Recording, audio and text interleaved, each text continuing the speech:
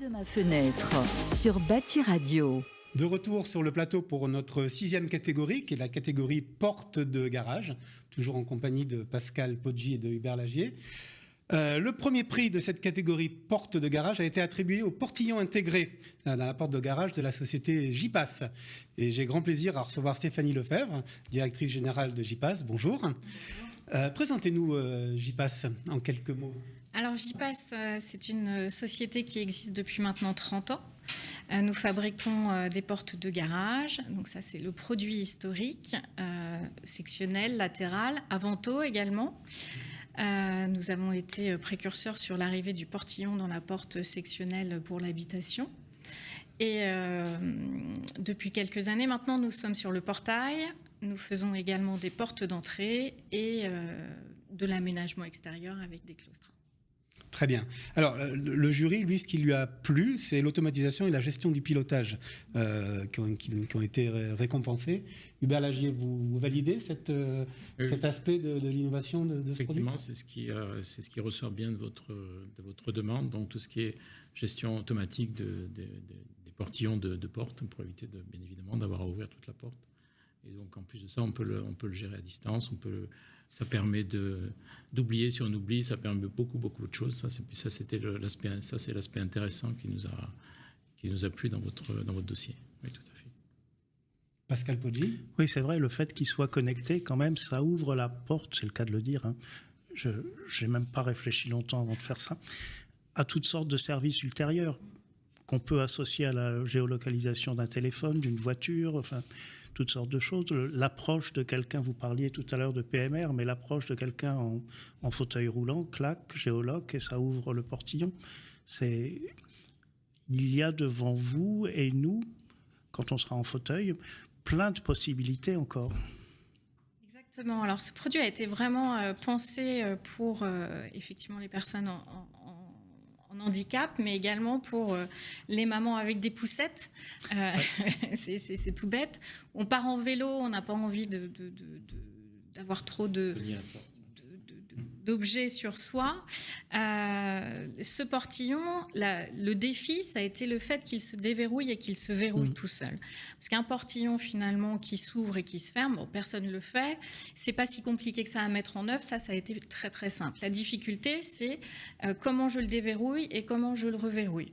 La sécurité des personnes âgées aussi, qui passent beaucoup par leur porte de garage, ça, c'est constaté, ferment leur porte d'entrée, font attention à leur volet, mais alors est-ce que le portillon de la porte de garage est fermé ? Ça, c'est une grande question. Et aujourd'hui, on rentre par le garage, on est tout de suite dans la maison. Donc ça a été aussi sur ce point-là qu'on a vraiment voulu verrouiller. Et l'idée, effectivement, maintenant, c'est avec une télécommande, un bouton poussoir, un digicode, le smartphone, on peut ouvrir, on peut fermer ce portillon sans aucun problème. J'imagine que vous pouvez l'intégrer dans des scénarios de maisons connectées, d'objets connectés. On parle d'objets connectés. Oui, c'est ça. Est-ce que l'aspect sécurité est important au-delà du verrouillage, déverrouillage, mais l'aspect, je pense que le client final, c'est quelque chose qui revient beaucoup dans sa préoccupation. Exactement, la sécurité. Alors, déjà pour JPass, la sécurité, c'est notre mot d'ordre depuis le départ. On a une porte de garage qui est certifiée A2P. Bon, le portillon connecté n'est pas encore certifié, mais on va le tester bientôt. Mais avec ce portillon, il n'y a pas de plus de danger qu'avec un portillon JPass, voire même moins de possibilités. C'est vraiment notre mot d'ordre. On ne veut pas qu'on puisse rentrer par la porte de garage chez le particulier. Ouais. Hubert Lagier. Moi, je voudrais juste compléter par rapport à ce qu'on parle. On parle des PMR. En fait, on est tous amenés un jour ou l'autre, et pas forcément pour des raisons de santé. Par exemple, on rentre, on est chargé, on a plein de courses, on a un enfant dans les bras, on est PMR. On est tous à être amenés à PMR. C'était ça la grande nouveauté de la réglementation à l'époque 2007 que j'ai parlé tout à l'heure. Donc là, c'est effectivement, ça répond bien. Pas forcément au fauteuil roulant, bien évidemment au fauteuil roulant, mais bien évidemment pas que au fauteuil roulant. Donc pour ça, c'est les moments de la vie. Tout à fait, oui. Tout à fait. Quelles sont les plus grandes difficultés pour un service de R&D de concevoir un nouveau portillon de porte de garage ? Sur quoi il bute le plus ? Alors l'histoire, si vous voulez le savoir, c'est pendant des vacances d'août. Je me suis retrouvée dans une situation un petit peu atypique où j'ai dit faut qu'on arrive à connecter le portillon, ça devient galère. Donc j'ai envoyé un texto au directeur de prod pendant ces vacances en lui disant ce serait bien sur le salon prochain, donc on avait un salon, c'était avant la pandémie, qu'on montre un portillon connecté. Il m'a répondu en me disant bonnes vacances Stéphanie. Vous faites travailler vos collaborateurs pendant les vacances. Non, vous l'avez cherché. On s'entend très bien. Et en rentrant, il me dit ça y est, j'ai trouvé. En fait, il a réfléchi. Et la simplicité, c'était d'ouvrir et de fermer. Et quand j'arrive en usine en me disant Stéphanie, venez voir, j'y suis arrivée. J'arrive en usine, ça s'ouvre, ça se ferme, et je fais il est où le verrou ? Et alors là, on a senti dans l'équipe qui était dessus à un moment de ah oui, il faut que ça se verrouille. Et là, ils se sont creusés les méninges. Ça n'a pas été si simple.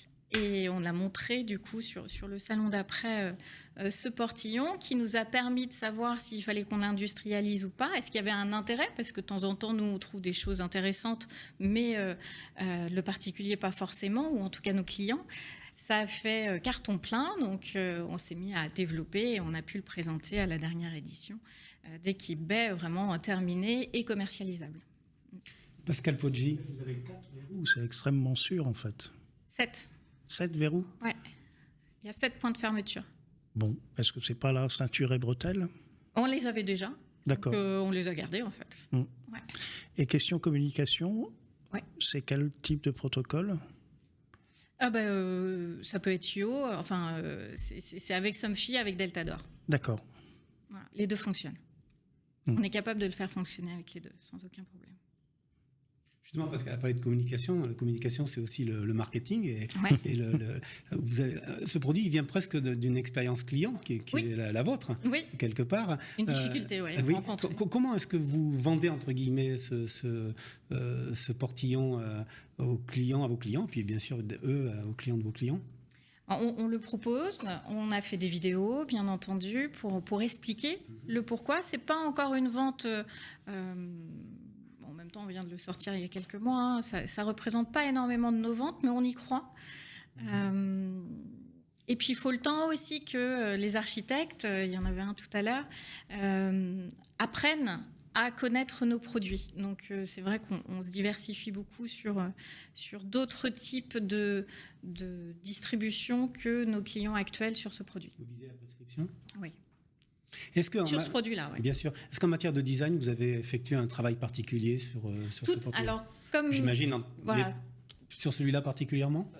Pas plus que les autres. Il est aussi esthétique que les autres. C'est-à-dire que rien ne se voit. Ça, c'était vraiment... chez JPass, rien ne se voit. Tout doit être très dans le détail. La finition est très importante. Je suis assez tatillonne là-dessus aussi. Et les équipes aiment le travail bien fait également. Donc, Vous ne faites pas travailler vos designers pendant les vacances ? Non, mais ils reviennent souvent avec plein d'idées, malgré qu'on ne leur demande rien.